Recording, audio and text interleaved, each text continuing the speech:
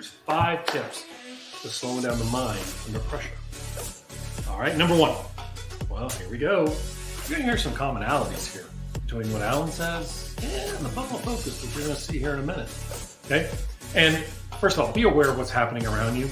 I always tell people, and you heard me say this, Alan, I want my players in the big moments to be tourists, observers, not judge. They're not the judge and the jury of what's happening to them. They're the observers. They're paying attention. I had a player a long time ago tell me, try to see myself in third person. Like if you ever play video games or a NASCAR game where you're sitting behind the car instead of being in the driver's eye. That third person view can allow you to be aware of what's happening because I want you to avoid judgment. That's number 2. Stop being an ass to yourself. Stop it. Nobody cares. I find that most people, when they get really hard on themselves, I was standing 1 or 2 down, and I remember watching you, and I remember you turned to him and said, we're going to need this shot coming down 18. You exact words you said. Let's hit a low bullet. We're going to need this shot on 18. And you called it. I think what's important, I want the 3 of you guys to talk about it. You know, we hear a lot from parents who want their kids to be successful. And as soon as somebody hits a bad shot, they freak out. Like, oh my God, I can't believe, because they're trying to do so much. And what the 2 of you do with Davis, and what Davis bought into, was simplifying process. He went to things, instead of trying to be 9-ball windows and all this, it's like, this is my go-to. Like, this is what I do, right? Like, James has got a Whataburger shirt on. You don't go to Whataburger for a steak. You go there to be there, to go get a great burger. I love it. And if Whataburger wants to sponsor me, I'm in.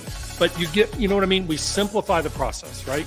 So talk about that process of how you do that, because that's not easy for people to do. We think we have to have all these tools in the container, but in the heat of the moment, Davis and James are talking back, and they got to simplify.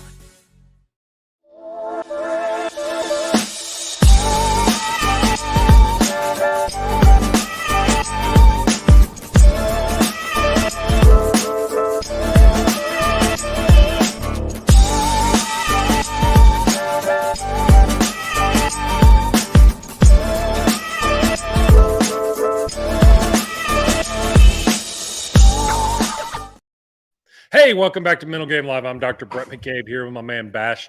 We're going to be chatting about some cool things on Mental Game, about competition, the competitive angst. We're going to dive into a few things. And if you have first time to join us, welcome. Glad to have you. Make sure you write your comments. You can tell me I suck. You can tell me we're great. You can tell me Bash is awesome. Need to hear more of them. Whatever it is, make sure you put it on the YouTube channel. And in our comments, if you're following me right now on Instagram, the only way to get your question answered is right on the YouTube station. So you got to hit subscribe, please, guys. I want Mental Game Live to be the baddest show there is on the mental game. Okay, cool. Make it great. And so last week we had Davis Riley on who just recently won the Zurich Classic. Davis was in town last night celebrating. We had a nice dinner, my wife and I, and he celebrating his victory. It's always cool to celebrate somebody's first victory. And got to do that. So a lot of the comments and people have been emailing me, sending me messages. This is a night to answer questions. We're also going to have on Andrew Rice, top 100 instructor, longtime friend, founder and Golf Fanatics, variety of different golf schools and teaching. He's got a cool South African accent. Was an All-American golfer himself, probably getting some red wine and safaris. So we're going to dive into what that takes. But Bash, hope you're doing well. Is everybody well in the Basham household now? Man, we're good. We're recovered. Knock on wood. Okay. Yeah. All right. We're good. So I had my member guest this past weekend. Yep. How'd you do? So I had my member guest this past weekend. Funny story, and I'm going to out my father-in-law for a little bit. So I've always played with my father-in-law. I call it the Inheritance Invitational to make sure that he gets to enjoy his time here, and it's great. It's a nice bonding thing.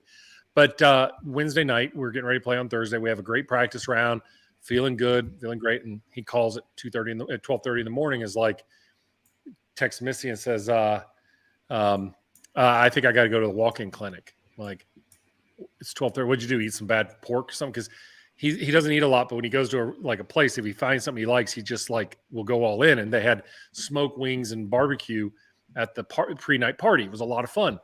But I look over and he's got a ladle of barbecue sauce on his pork. And I'm like, crap, this dude's got some food poisoning and whatever. And the funny thing is in our member tournament, that's exactly what happened to my partner on the second day. And so I was like, okay, I've been here, done this. I got it. And so my wife, Missy, is a nurse, takes him into the freestanding ER. And about 2 hours later, I text him like, hey, is everything okay? Is he having a heart attack? What's going on? Because he was vomiting. He was chest pain. It was brutal. And she goes, no, he's got esophageal hardening, right? He's got this thing called a Schlotzsky's ring.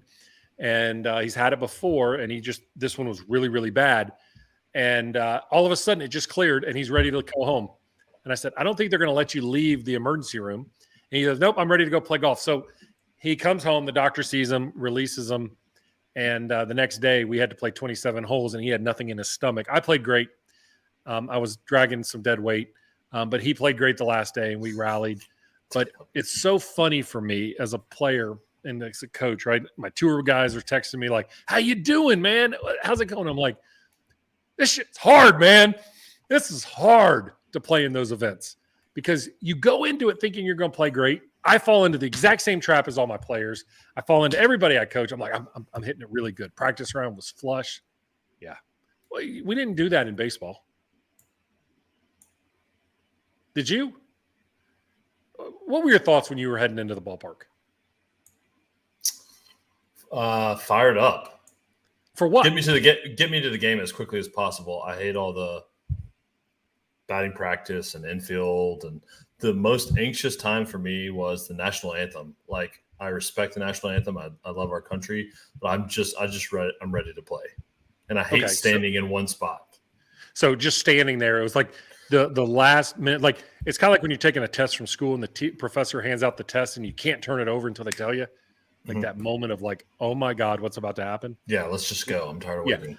Well, that's how I felt for 3 days in the golf tournament. And played well. I actually played really well, and we had a great time. We didn't win our flight. Like I said, I had a little hole to climb out of. And then on the last day, he played great, and I didn't play great. So, but we had a really good time. So it's always fun to get in the competitive environment. But had a busy day today. Been seeing a lot of clients, seeing a lot of things. John came in second at the Mexico Open in his defense. Got beat by Tony Finau. That was cool. And now we got the Wells Fargo this week. So anything going on in your world, in the world of sports, that we need to be aware of? You probably paid more attention to it this week than I did. No. I had my own golf expedition this week. What happened? I just won a little scramble. Wait, whoa. How did I not know you were even playing in one of this? Man, I like to keep it low key just in case I play bad. Okay, what happened? No, we won. Not like we won at like. Where were you, back home? Yeah. Okay. Buddies from high school. Nice. Yeah, I mean, we won at 15 under, so it tells you the quality of tournament this was. That's good. But okay. Well, congratulations. We got a champion on. Maybe we should have a live thing with your coach on this week like we did Davis Riley. So that's 4 of the last 6 weeks now we have winners. Yeah, so we're kind of already doing that. So, yeah. Okay. It's going to be good. Well, congratulations. Did you carry the team, or were you just carrying the drink cart? No, I had some shots. You know, if you look at the foreplay stuff, they count which shots that they use. Yeah. On their foreplay, 4-man scrambles or whatever. Yep. So I had my fair share of tick marks, not so much on the putting, but getting it to the green. I was not good at getting it in the hole. Okay. Well, congratulations. Hey, how many Mindside concepts did you utilize? Could you hear my voice? Oh, I was absolutely throwing the Mindside concepts. We talked about we played so many holes backwards. Did you really? We talked about the funnel of focus. We talked about I found myself saying, "Man, you guys, you just got to flip your funnel. I mean, you got to lock in." People are looking at me like I have two heads. That's outstanding. Well, congratulations. That should have been the good, the bad, and the ugly this week, right? No, because I did not make $4 million when I won. Did you get a trophy? No, we didn't even stick around. It's like 15. Oh, so you guys won and dropped. You guys, Mike dropped. Yeah, won and left because, 15 under is not going to win. Did you go back and spend your shop credit? No. Okay, well, got to work on your winning skills, man. Yeah, it's my first time. I had no idea what to do. Okay. Well, you always remember your first time, so congratulations. Okay. All right, here we go. So let's go to the good, the bad, and the ugly. And Brett Basham winning his golf tournament should be the good. But here we go. Good.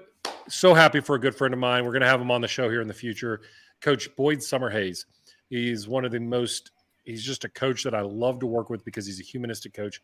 He's all about what it takes and what it takes to succeed as players. His 2 players won this week. Taylor Gooch on the Live Tours won the last 2 weeks in Singapore and Australia in record fashion. And Tony Finau wins this week at the Mexico Open. The cool thing is watching how both Taylor and Tony have learned to win over the time. Tony he kind of had this moniker of being a guy who didn't win, right? Couldn't get it done. And all of a sudden, he's figured it out. What everybody has to understand about winning is that winning is a learned skill. It's not something that you figure out immediately. It's something that it takes experience to do. And learning to play at an elite level is about getting better in those moments. Tony has now won, I think, 4 or 5 times in the last year. It's fantastic. And so I'm pumped for him because what it takes is putting yourself in that situation. Nobody's incapable of winning. What it takes is having a great coach around you that helps you learn to get it done in the right moment. So congrats to Boyd Summerhays. We'll have him on Middle Game Live here in the future, and you guys will be in for a treat. Let's go to the bad. Well, I know my good friends, Foreplay guys, and all the other stuff. I know that some of them in Boston are a little unhappy right now. Why do great teams struggle in the postseason? Boston Bruins, record point getters in the NHL, choke. They lose Game 7. I hate choke. They lose Game 7. Okay, and devastated fans in Boston last night. They lose it in overtime in the loss. I think it was the Florida Panthers that beat them. And what happens? Why do great teams struggle in the postseason? A lot of times what happens is the great success that takes to go through the regular season is pushing them, and then they start changing. So the freedom that they played early on about, climbing, now all of a sudden the expectations are there and they have to try to live up to it. And other teams play up a little bit. They don't have anything to lose, particularly when you're playing against the best teams, and they do something really well. If you read Malcolm Gladwell's book, David and Goliath, you understand that David wasn't incapable of beating the big giant of Goliath. It's just that he had one skill that he was really good at, and that's what he trusted. And that's what happens a lot of times when teams are really, really good. They try to diffuse it across a lot of people. They try to do too much. Everybody tries to be the person versus being singular focused on what that game plan is. And they lose. You see it time and time again. That's why this year in the NCAA, all the number ones were beaten before the brackets ever really got formed. And sometimes the best teams in college football don't win either. Or the NFL, wildcard teams win the Super Bowl. They get hot at the right time. They focus on their one strengths, and they don't try to be everything to everyone. That happened again. Now let's go to the ugly. All right, so this is a pet peeve of mine when I'm watching in the NFL draft that just happened last week. The ugly side of sport is when they're starting to show players sitting in the green room, and it's almost like this social media panning. Golden State Warriors did that this week in the NBA. You're exactly right. The thing is they pan him. They look at him like, oh, here's Will Levis. Okay, Will Levis is going to be a fine quarterback in the NFL, gets in the right system and the great coach. Why are we making fun of somebody who is putting themselves in a vulnerable situation? Can you imagine going to take a job? Now, they get paid a lot of money, not denying that. But they get paid a lot of money to be there and be drafted by a team where they have to go play for the next 3 to 5 years. Okay, and we're showing them in the green room and like making fun of them essentially in social media memes. It's something that drives me crazy because that is a once-in-a-lifetime experience. They can never be drafted more than one time, and it still should be something. Whoever promised them, whoever gave it, and then teams draft on need. Teams didn't need quarterbacks. They kept slipping down the cycle. So it's not a problem to him or Joey Porter Jr. Let's let them use their formula, get back to success. But I hate the ugly side of sport where we make fun of our student athletes. It just ticks me off. It is, right, Tom? It's like a scene out of draft day. We need to be better. We need to be celebrating these kids and watching them do better. When you got drafted, Bash, how'd you know? I didn't get drafted. Got a call. I mean, you have your pre-draft meeting. So like football guys, in baseball, you have your pre-draft meetings because baseball is all about signability, especially. Yeah. So you're, the scouts are wanting to know if you get taken, let's let's just say, hey, we think you're going to go between this round and this round. Yeah. Will you sign, at that particular, if we draft you at that time? So a lot of it's signability and, just kind of where they project you, trying to get a feel before, they waste a pick. And then it's a lot of like back and forth on draft day. Like I got my junior year after I got drafted, I got a call every round from like a different team from like round 6 to I got drafted in the 15th round. Those are long 10 rounds. What's that? There's a long 10 rounds. Yeah, I bet. And what were they telling you in that time? Literally the same thing. Like, hey, our pick's coming up. If we take you in with this pick, will you? I'm on the phone with an area scout. So yeah, I would assume that all area scouts that have a particular region are on the phone, with their GM. particular prospects or particular prospects in their area saying, hey, our pick's up, thinking about taking you. Would you go? And so there's a lot of that for like 10 rounds. Then I finally got a call. I was like, hey. And then you would watch, because it wasn't televised, right? No, at this time it was on the internet, like a draft tracker on the internet. And so you would think, okay, would you say I'm going to sign? Yeah, you'd say, yeah, I'm ready to go. And then they would pass and you'd be like, all right, screw you. Exactly. That's how I wouldn't get to say it to them. I'd have to, verbalize it or in my head, just whatever. And so your junior year, you're drafted in the 15th round. Mm-hmm. And what about your senior year? My senior year, I got hurt halfway through the year. And so I didn't play about half the year. And so I went in like the very last round. Did you? Do you wish you would have signed? That was more philosophical, probably too much to get into for this, but no, I think I'm good. I probably wasn't going to play in the big leagues anyway, so I'm good. Did you think you were going to play in the big leagues when you were playing in college? Yes. Yeah. Yeah. No, that's cool. But what can you do? No. I think, we all have hopes and dreams, right? Don't. Yeah, we do. Don't pee in my cereal as hope and dreams. That's why I always tell players, they come to me like, I want to play. It's like, I played with a lot of guys at LSU that were preferred walk-ons like me who ended up playing in the Olympics, were first-round draft picks, stuff like that. Like, always up for coaches to say, don't ever limit what somebody can do. Give them a formula and see if they can do it. Just because they're good today doesn't mean they're going to be good down the road. Just because they're a little behind right now doesn't mean they're not going to surpass everybody down the road either. Sure. Well, I think it comes down to I'm okay with it because it's kind of like your concept of kind of emptying the tank. Like if you can exhaust everything you've got out of your ability and your capacity and you don't achieve that particular goal, I'm okay with it. Like I think I got every single thing out of my ability. So that's why I'm fine with it. I don't think I could have done anything more. Yeah. Well, it's still cool to be drafted. To hear your name in that kind of situation, I look at the guys that are there right now and you look at the NBA draft coming up, there are going to be a lot of guys that are hoping to be drafted. At the end of the day, it's who gets it done when it matters the most. Doesn't matter where you're drafted. If you're drafted in the highest rounds, they're going to give you more chances, but it doesn't mean they're going to stick with you for long. They're going to move on. It's a business and coaches change. The cool story is my old teammate is the GM of the Carolina Panthers. He drafted Bryce Young, and I texted him afterwards and said, great job. Excited to see your success. And Scott's going to kill it with Carolina Panthers. He's going into his, third year. He's had to clean out a little bit, had to do a little background work to make the organization better, and that's what you're doing. So here's the difference, though, right? When you're taking a look at players and skills, there's a difference between talent and then competitive fire, right? And as players, to me, when I look at players and I try to evaluate that, we oftentimes get wowed, Bash, by somebody's physical prowess, their talent, their level, and all that, and we start thinking, man, that's what it's all about. But reality is it's this extra edge. Like I was an 85%er. I was a very late bloomer, but I did everything right. But I never in the heat of the moment figured out how to get that dog out of me until I was much later when I lost some of my skills and I had to rely on that. Just those dudes that just get it done. You know what I mean?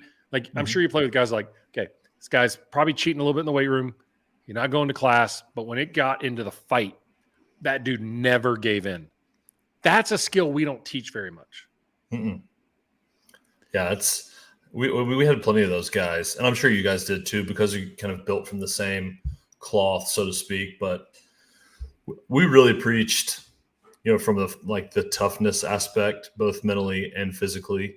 But I think the competitiveness is probably what allowed us to, I would say, the competitiveness really allowed us, I'd say probably gave us 5 or 6 extra games that we probably shouldn't have won, but we won based on just staying in the fight and overcoming certain aspects to,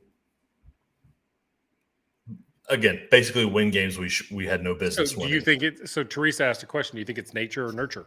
Do you think it's a trait you're born with, or is something you develop? I think it's kind of like the leadership question. I think you're born with certain characteristics, but I think you learn with experience on how to, I guess, compete. I don't know if competing smart, like working hard and working smart, but competing and getting after it. I don't know. What are your thoughts? I know what your thoughts are, but you're exponentially smarter than I am. I think competitiveness, the value of competitiveness is that it's learning your personality in the heat of the moment to execute. Okay. And while we call it grit is the ability to overcome something challenging. Competitiveness is to get it done, to get through the line, to hoist the trophy, to win in the biggest moments. Okay. So I think it's something that we can definitely be raised with. But at the same time, I've been around very competitive parents whose kids, once the door has been taken away or that opportunity, they try to live up to those standards. So what I'm always trying to do is find the psychological fingerprint of that person. There are some people who are very docile, they're very passive, but they're very competitive, they're very tenacious, they'll never give up. I have other people who want to get in the fight and they're going to figure it out. The question is what's that next 5 to 10% that we can do that what my coach used to call and your coach used to call HWA, how to win awareness. What is that anticipation, that seeing just a little bit in the future when those inflection points happen in competition, that instead of being shocked by it, you respond to it. And that is what, to me, is the difference of competitiveness, is that people, and Billy Ho says this great. He's like, Bhrett and I don't know what we really work on, but I know that when I'm in the heat of the moment, I'm not trying to do something that's not who I am. And what I do with him is I try to take away things in his periphery so that he can focus on what he needs, because he's such an elite competitor. There's a great speaker, Carrie Lorenz, who is a former Navy fighter pilot or Marine fighter pilot. And she talks about taking off of an aircraft carrier and having 3 and 4 voices in your head while you're pulling G's coming off of an aircraft deck. That's what competitiveness is the ability to identify what is the most important thing I'm doing right here, right now. And so competitiveness can be learned by evaluating every experience you're in and understanding that it's not about validation, it's about competition. What's the goal of competition? We can say what everyone in youth sports, we want to teach winners, but we want to teach winners the right way. But what a lot of times what we do is we teach technique. We take technique about, if we do this right, it should transfer. And I did that for a long time. Well, if I did this right, I should play better. But yet I was always around guys that always found a way to get better and keep putting themselves in that situation and fight their way out of it and learn from it. And they got better every single time. They weren't trying to validate the work they had done. They weren't trying to validate the kind of person they were or anything like that. And so the challenge of competition is putting yourself in that situation and finding that pathway. If you want to take your game out into competition, what you have to do is you have to be willing to give up control, understand that it is much more difficult, okay, and that give yourself the flexibility and the freedom to compete and evaluate your success over time. But instead of looking at it as I failed, and as parents and people that are out there, when somebody comes back and they have a tough day, don't be like, well, why we got to fix this. Let's run back to our coach. Instead, what did you learn in this environment? What were you going through? What did you experience when you're in that decision and that decision-making process? What did you experience and what was your thought process? Tell me what you saw there versus why did you do that? That starts to build more and more competitiveness. And so I know that when somebody's got their back against the wall, they're the most dangerous. You know why that is, Bash? They have no options. Yeah, nothing to lose. Nothing to lose. And a lot of times what we do is we build losing scenarios all around us that takes away our ability to win. Winning, competitiveness, getting in the heat of the moment is understanding that we are different in competition. We are not who we train. If I put a series of attack helicopters on the runway, I think I talked about this last week, put a series of attack helicopters on the runway, and I said, is that the fiercest fighting force out there? Oh, yeah, those are great. Not when they're sitting on the runway, they're not. It's only those people who are driving them, flying them, loading them up, and getting the right weapons on there and getting the right intel that makes them the fiercest fighting. That's how we need to do that. We need to get them up. Tom is right. It's how the Panthers beat Boston. They just competed with them and got in the fight. They weren't trying to validate being the top team to ever do it. They weren't trying to validate and live up to it. They were out there competing and never giving up. That is grit, as Wendy said, but it's higher than that. It's this competitive strive and drive that is even better to not give up. Do you remember a moment when you graduated into competition? Can you think back to a game? Well, that's a really good question. I don't know that I can. I would literally have to think. I can give you mine. Okay. So I was at the University of Georgia. It was the Sunday game. I came in relief in the 7th inning, pitched a perfect 7th, a really good 8th, and I was coming down the stretch from a save, because a 3-inning save. And we were winning, but it was still big. I mean, it was an SEC really good team. We were just beating them on Sunday. And I remember I started struggling a little bit, had some errors, and I was like, I refuse to give in to the drama. I refuse to give in to it. And I remember walking behind the mound, and it's like, he's going to have to pull me off of this mound with every sense of force he has. He refuses. And I remember after that game, standing in huddles, and they were kind of going through like who's traveling and not. And I'm like, if that bus leaves without me, he's an idiot. That was the moment that the competitiveness changed. I wasn't trying to prove I was good enough. I wanted to be in the fight so bad that I refused to come out. I can still remember that day, walking off of that mound, so proud. It wasn't easy, but it was so proud to be in that moment.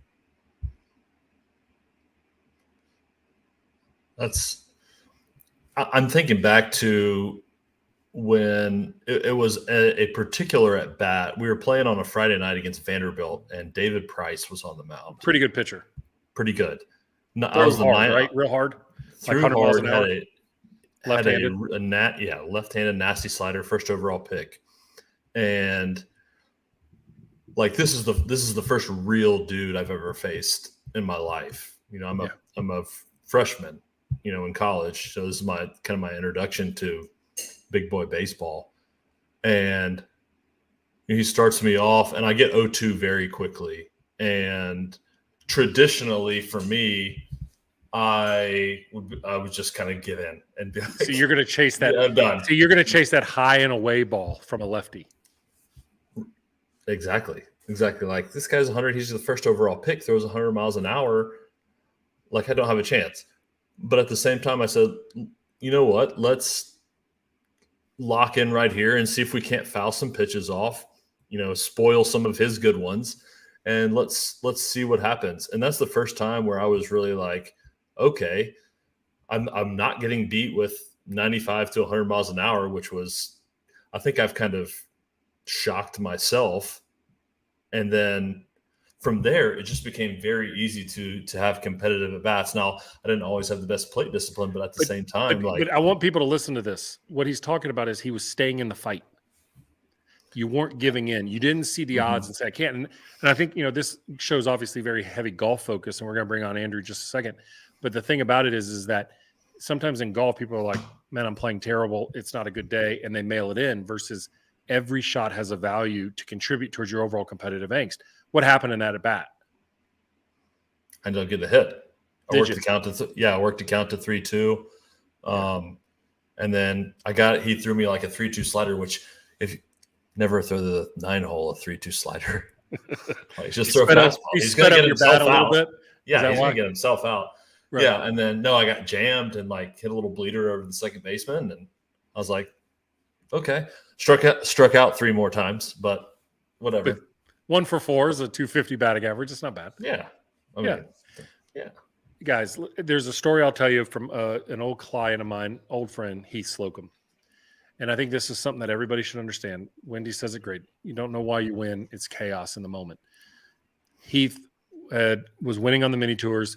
He was trying to get out on the Corn Ferry at the time, web.com or buy.com or nationwide, whatever it was called. And he was going to do the local qualifying or regional qualifying for the U.S. Opens, 36 holes, 2 different courses. He goes and plays the first 9 holes. Crap. Goes to the second 9, still bad.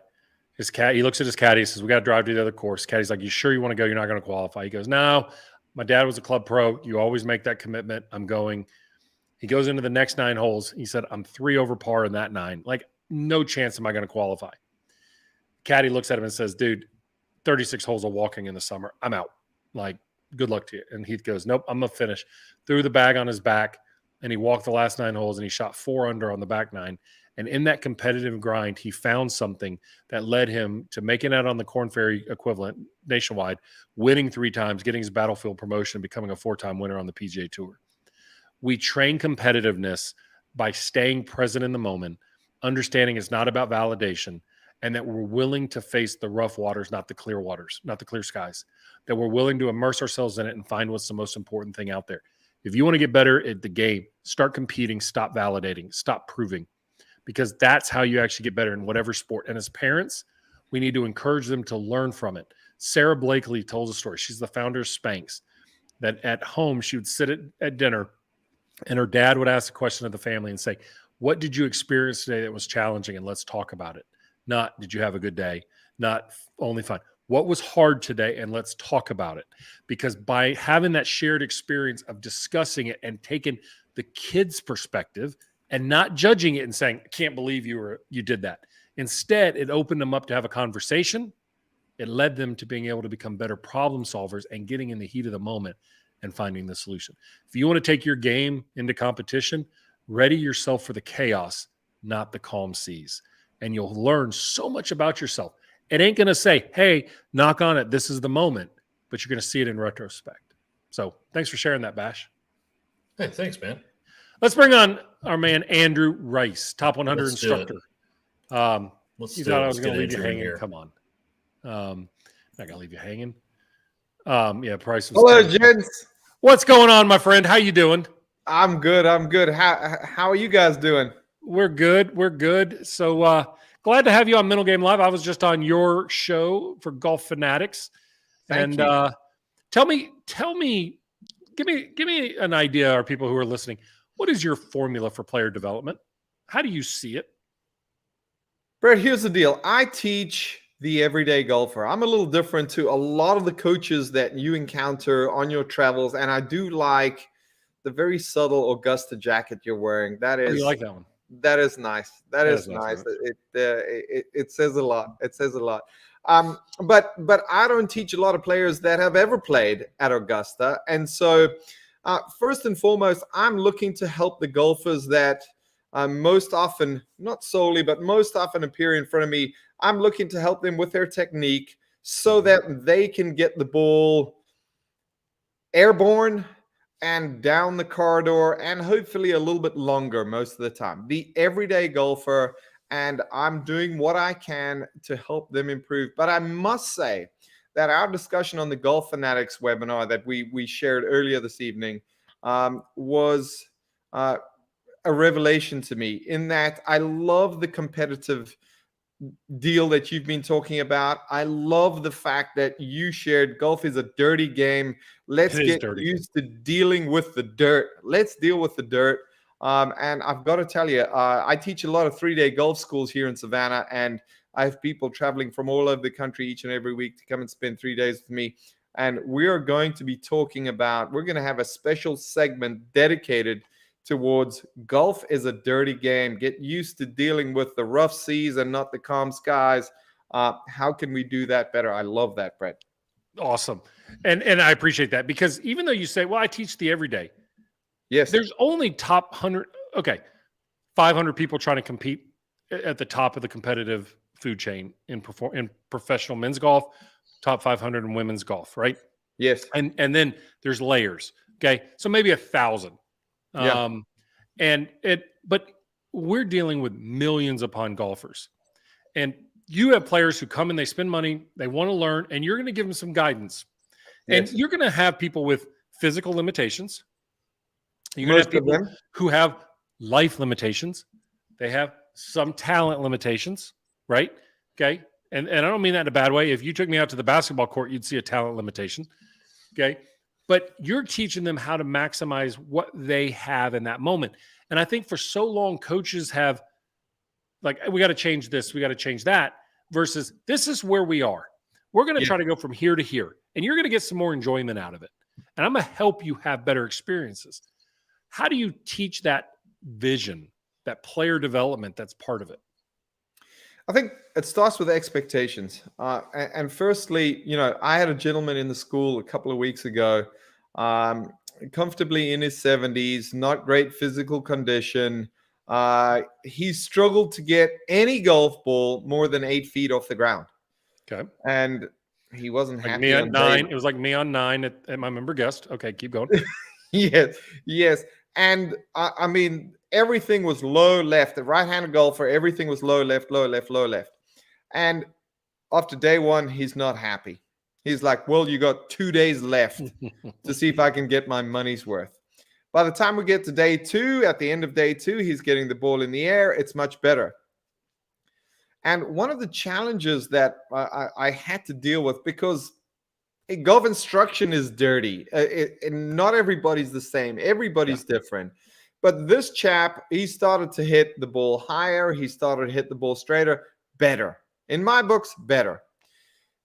He would hit an 8-iron on a shot where he needed to hit a 5-iron, and it would come up short, and he would go, yeah, I used to be able to hit an 8-iron that far. Yeah, but it was rolling. Exactly. Well, no, it wouldn't ever have reached the green previously on day 1, but on day 2, it was a much better shot. And it's like, well, 20 years ago, I used to be able to hit it that far. And so much of what I deal with is expectation.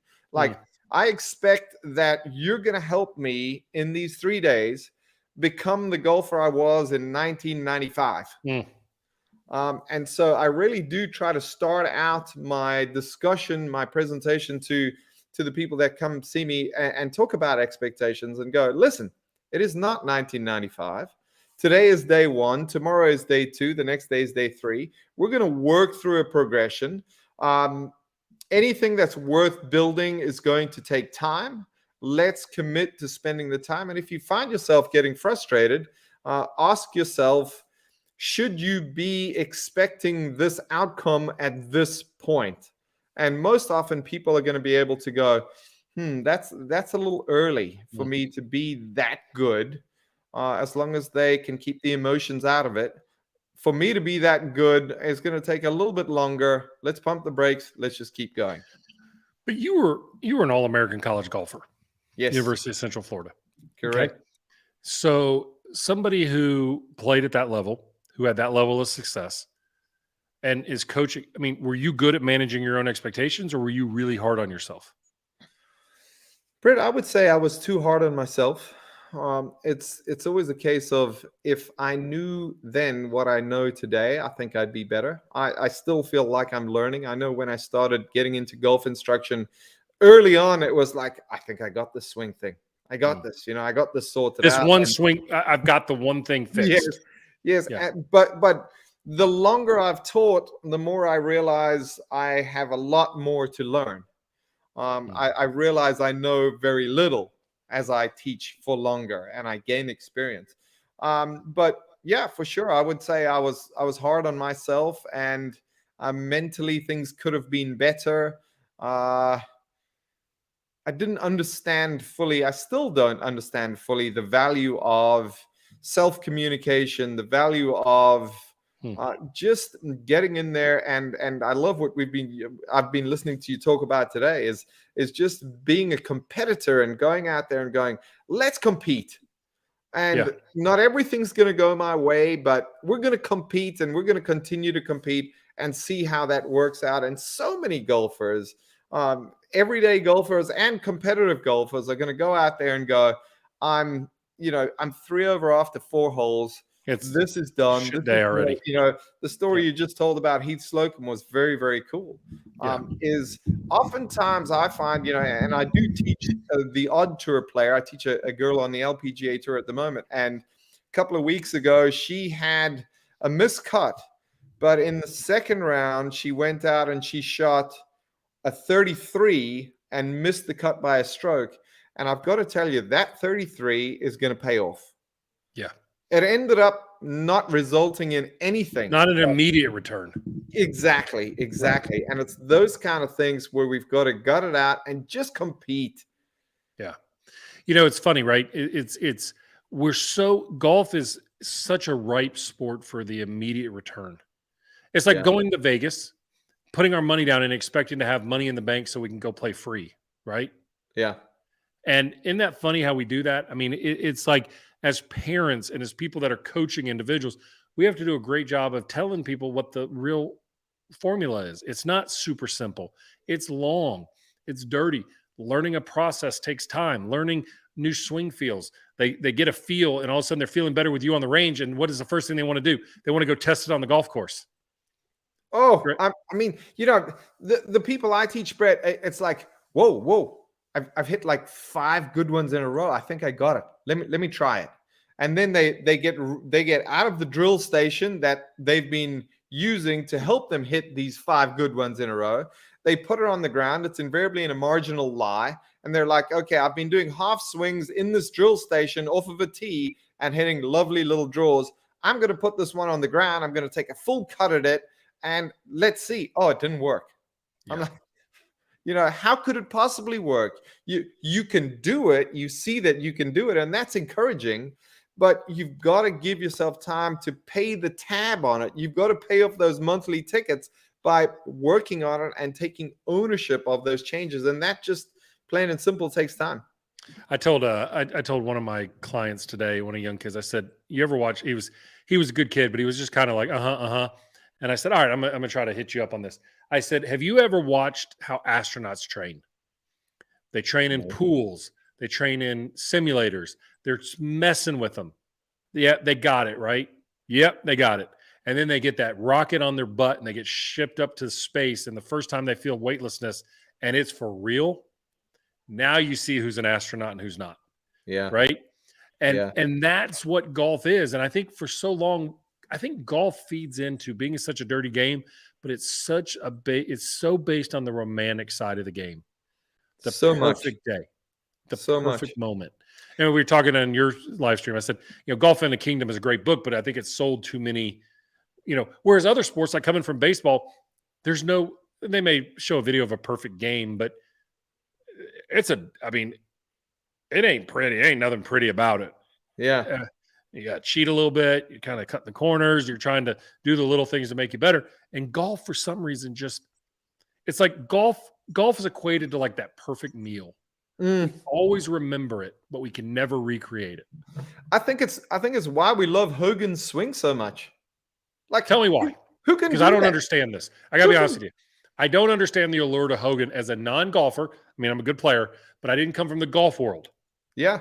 We don't do that in baseball. We don't look at a pitcher's mechanics and go, "Oh my God, that's the nirvana." That's the ultimate. I wish I could. Ken Griffey, I want that swing. Hell yeah, I want that swing. Yeah, but hitters don't. I mean, I don't know, Bash. Did you memorialize Ken Griffey's swing as like the greatest? You did. Well, you're on mute. Sorry, I wanted to let the geniuses have the conversations here. But yes, Ken Griffey's swing was the best left-handed swing in all. Okay, but did you sit in the cage and mimic that? No, well, I couldn't do it because it was unique to being left-handed. I'm and being the son of a major leaguer, but still. Right. But I did try to emulate right-handed. When I was struggling the most in college, I loved the way that Chipper Jones hit right-handed. It looked really relaxed.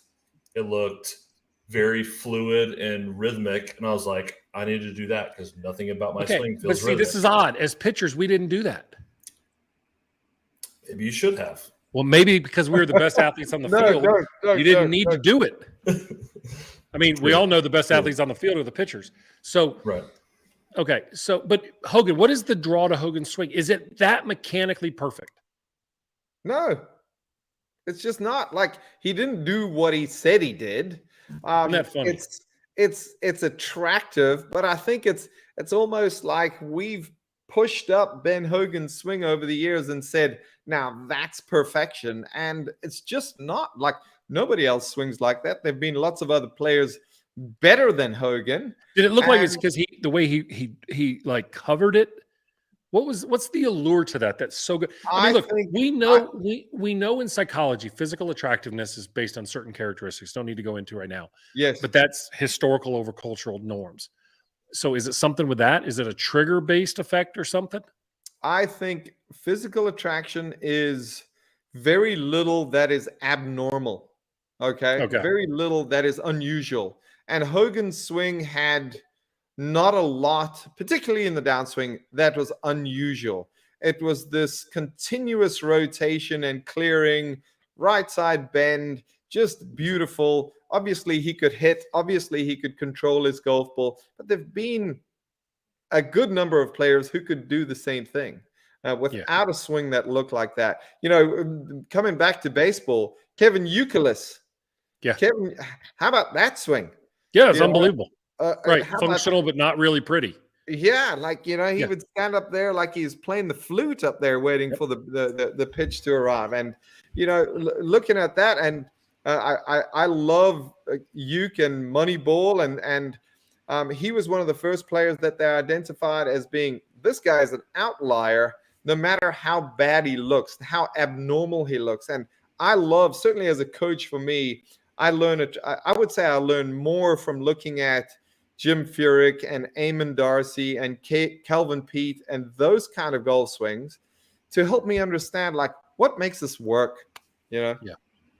I have a question from just that you brought something up that was very interesting about how different swings from different sports looks. You brought up Euclid, who had a very odd stance and very odd setup. There, you know, Julio Franco used to have his bat way up here, and there's so many different stances and different setups. Is that the same way in golf as far as someone may look differently, but as long as they get to a certain spot? Correct. And I think the quest that golf instruction really, certainly when we come to the technical side that we've been on, guys, over the last 20 years has been, instead of like, what should it look like?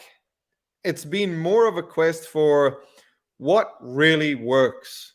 And so now all of a sudden, all these outliers have been pulled into the equation because, hey, what they do really works. And so we've got to include them, and we've got to look at these outliers and go, it's not so much the form, it's the function. Let's start with the function and then almost backtrack and go, okay, how is it that this works? How can this player manage the face? How can this player strike the ball the way they do with that technique, that unusual looking technique? And I think we've made strides. I know we've got a long ways to go, but it really is a case. It's interesting you say that, because in baseball you'll hear them say, "Well, that if they keep this pattern going, they're gonna get injured."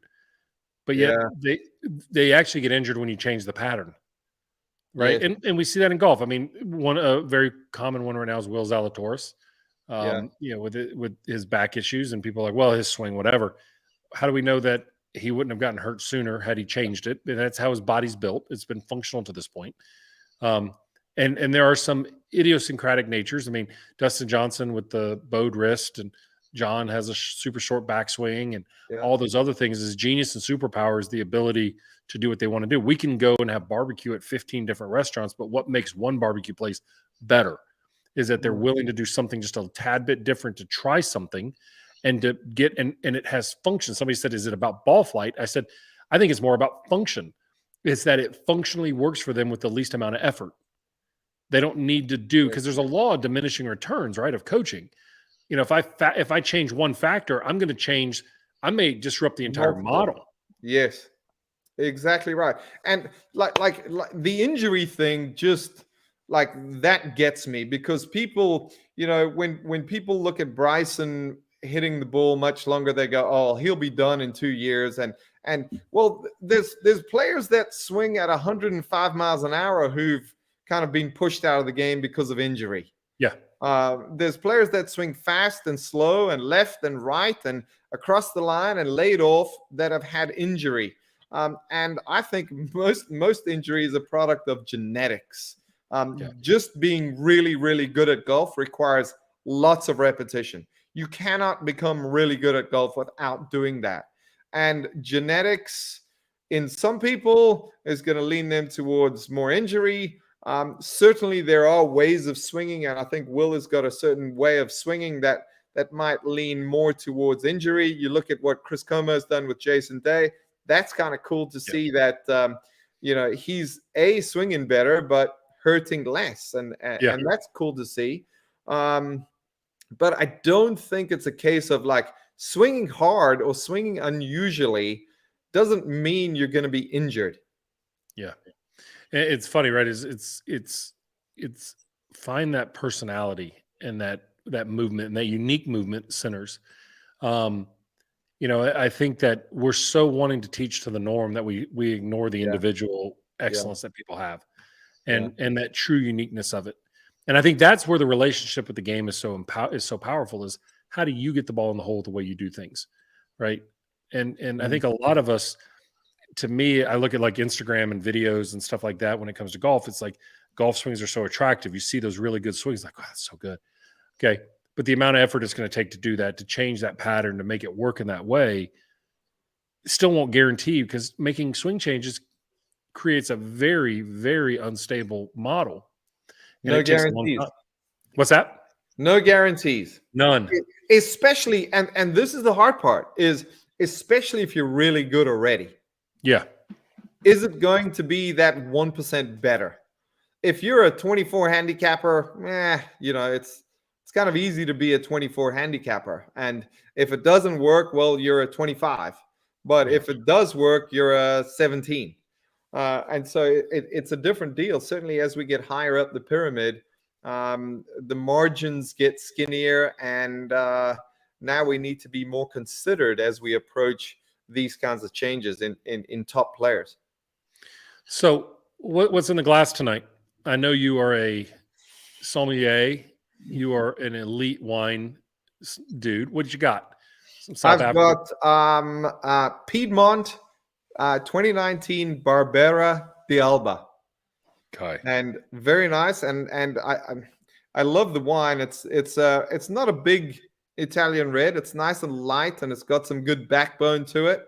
But you got to have some good glassware. And this is actually a Zolto glass. If you haven't ever tried a Zolto glass, Brett, you got to get yourself a Zolto glass. They'll charge you for it. That's fine. Once you drink out of a Zolto glass, it's tough to beat that. Can you drink tequila out of it? I'm sure you could. I bet tequila would be better out of that glass. I would have bet. Listen, Andrew, thank you so much for being here and helping us out. Listen, the reason I wanted to have you on is because you have a platform across many different settings, Golf Fanatics, you teach, Top 100, and you also do a thing called Coach Camp, which is awesome to bring coaches in to learn. The reason why is you're a seeker and a deliverer of information to the masses to help in the every person, as well as elite players. Don't sell yourself short. You're an elite player yourself. You also do that, and you bring that forward on a daily basis. So you're an educator in our industry, and I knew a lot of people could learn from you on your perspective. We'll have you on again. Brett, thank you so much. And I've got to thank you for the tremendous work you're doing, the information you share. I know you're working so hard, and you've been, I'm sure you've been grinding all day, and here it is. It's East Coast time. It's 9 o'clock at night, and you are still working away. Still going. Dr. Brett, great job. Keep it up. That's how you get to the top. Thank you very much, Andrew. Love you to death, man. We'll see you soon. Be on a safari with you one day. Look forward to it. Thanks, guys. Absolutely. So now let's dig in as Andrew fades away to finish his red. We're going to dig into your questions and answers and the ones that you have right after this. All right.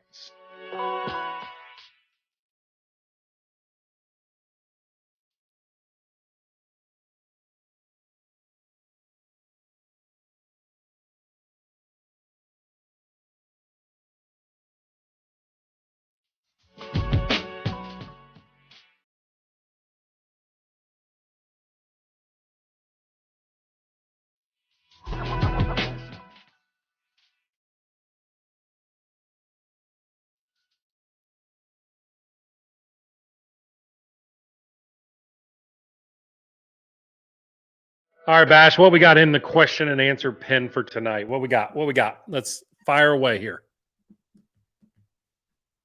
We're back on mute. Man, technology killing. Coming out of the you're coming in the video. You're coming out of the video. You're high on your horse after winning a golf tournament, not focused on the details. Got to get back to work. Yeah, coming out of the video, it's tough. I'm locked into that video and kind of bounce into it since I do produce those videos. I know, and do a brilliant job, by the way. How about an Achilles heel shot, say a sand shot? You hit, this is from Mark on YouTube, by the way. You hit in practice 40 times in a row well, and then in a tournament, you have that shot and blade it. Once again. Once again. I love that second part. Once again.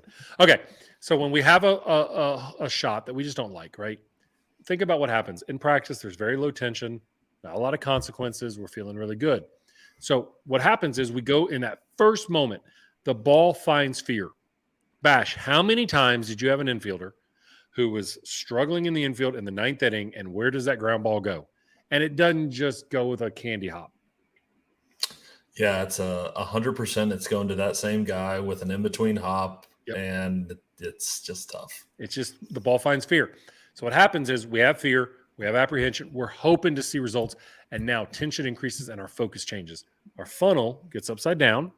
We're not working our funnel, which is one, we got to be accepting. Hey, this is a very tough shot for me. I've done a lot of work. This is the first trial of my next series of shots. Okay. This is not the answer. This is not a validator. This is the next shot. So what is the thing I want to focus on? And I had I had a moment a couple years ago after I got over the chipping yips. I had a moment, I think I've talked about it before, where my instructor, Mark Blackburn, who was on our show last week, was standing up by the green, talking a little garbage to me because we do that.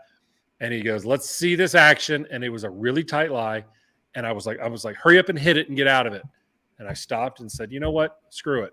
No way. Let's go through our process and watch this. And whether you mess up or not, it doesn't matter. The thing about it is you want to go into it and use the next one as the next opportunity to compete and get through it. That's the key to success. So slow it back down, get your funnel back up right. Accept the stress, the worries, and the need for validation. That's where we get in trouble. So instead, reset it, refocus, pick an external target, have your key you want to rip, and let's rip. The next rep is not a life or death for you, though. All right, let's go to Jason on YouTube. Most of my golf team is making it to state for the first time. Any suggestions to keep them in the moment? Awesome. And congrats. Going to state's amazing. So the thing about it is we know what's going to happen at state, right? Everything's going to speed up. So how do we keep them in the moment? I want you to ask them a question before they tee off and have them write it in their course book. What is the most important thing I need to do right now?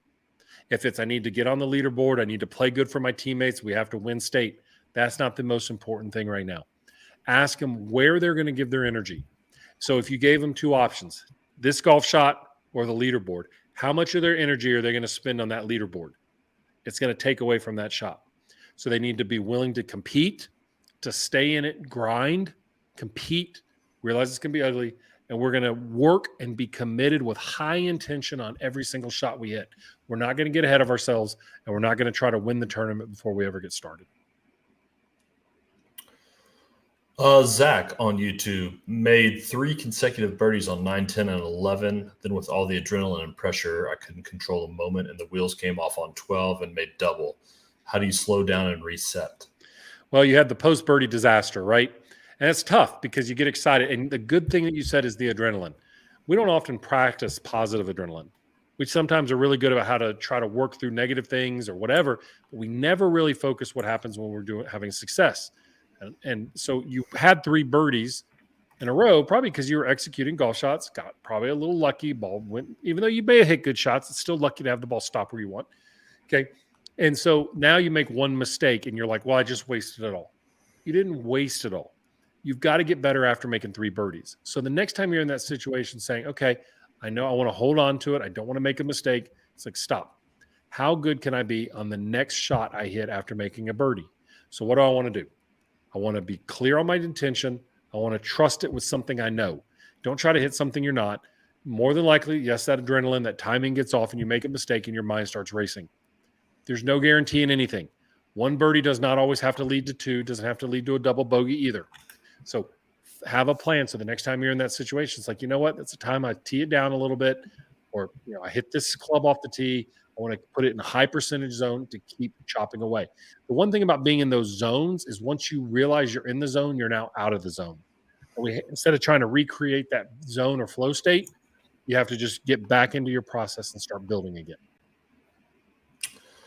Got one that came through email. So what do I tell my daughter to help her cope with expectations as she heads into her senior year state golf tournament later this week? One of the more highly decorated golfers in history at a historically talented high school program, and is yet to get the state title. She mentioned the other day she's feeling the weight of the community, friends, family, etc. to win. She wants to be the next individual champion and help her team to another title. I've been pushing the "it doesn't matter if you win this or not" narrative, but she's not buying it. But it does matter. It does matter, right? Let's make it a joyous experience and pursuit, not one that we have to win. So, hey, that's our vision. I want you to win the internet. You want this, right? Yes, ma'am. Yes, sir, I do. I want this. All right. Then how are we going to do it? Let's put ourselves in that position. Let's see ourselves hoisting it. You think our guys that win the big majors don't see themselves winning it? See it. It's okay to talk about it because we're thinking it. So instead, what I want you to do is two things. One is we're going to build a process and a game plan to succeed out there. And this time we're going to do it. We're going to stay very disciplined to it. We're going to compete, but we're going to get ourselves. And if it doesn't go our way, we're not going to give up. We're going to manage the rough waters with this plan.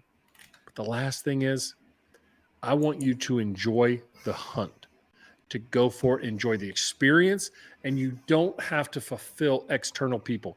Here's something you're not going to hear a lot. Do it for you. Put yourself out there and compete for you because it's what you want. Why is that so wrong when we tell people they can't compete for themselves? Love that, embrace that, support your daughter. This is fun. Fight for this and go for it. And regardless of what happens, win, loss, play well, play bad, look back and say, I gave it everything I had. Winning and success are never guarantees. But the only thing that will guarantee us not doing it is not giving everything of ourselves. Have her and encourage her to give everything of herself, regardless of what the outcome can be. She's not going to be a different human if she wins and loses. She'll just be a more developed person, regardless if she wins or loses. This is from Teresa on YouTube. How are players like John Rahm able to win the Masters but still come back week after week and be in contention and not suffer from the mental exhaustion of competition?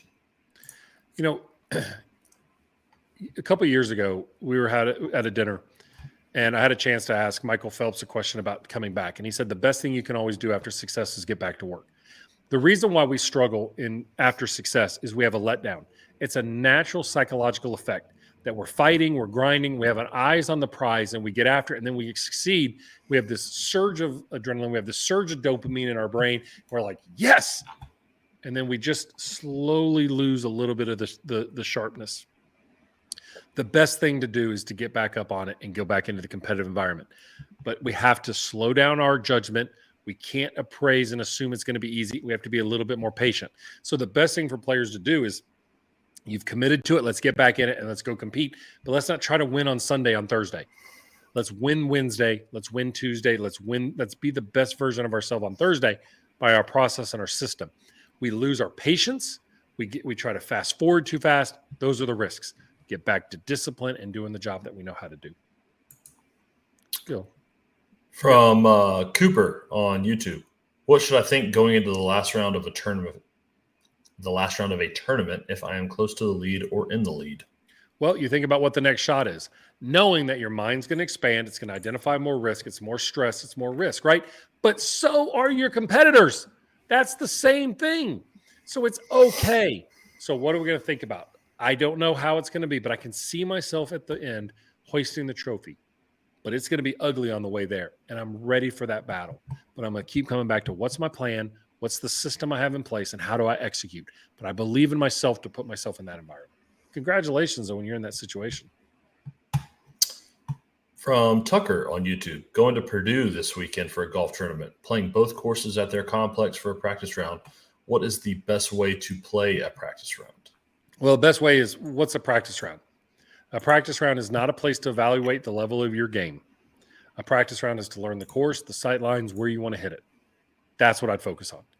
Don't keep score, move the ball around, don't evaluate. Don't allow your mind to go down the dark hole of how it's going to feel and what the mechanics feel like. Instead, execute golf shots and look at lines, look at the way the ball bounces around the green, learn the course. That's the best thing I'll tell you.